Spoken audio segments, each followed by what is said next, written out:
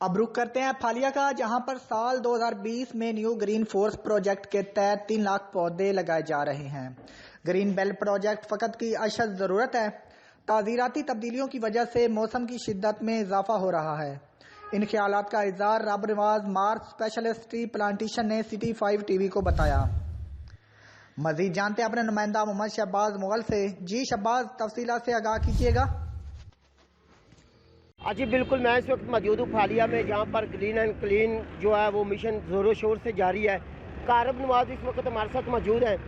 ये पौधों के स्पेशलिस्ट हैं तहसील फालिया में और ज़िला मंडी बावलदीन में। आइए इनसे बात करते हैं कि इनका क्या कहना है। जी औज़ुबिल्लाहिमिनश्शैतानिर्रजीम। कारब नवाज़ मेरा नाम है। मारत फैमिली से मेरा ताल्लुक़ है। आगे मैंने डिस्ट्रिक्ट मंडी में भी ऐसे रफ़ाई काम किए हैं अपनी मदद के आप तहत।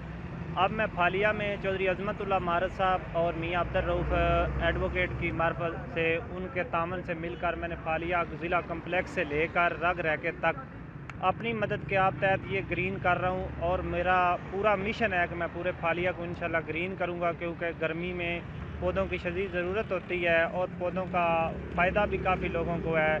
क्योंकि मेरी यही है कि हमारी जो आने वाली नस्लें हैं वो भी इस मेरे ग्रीन लैंड में हिस्सा लें, क्योंकि हम इस फालिया को ग्रीन करेंगे।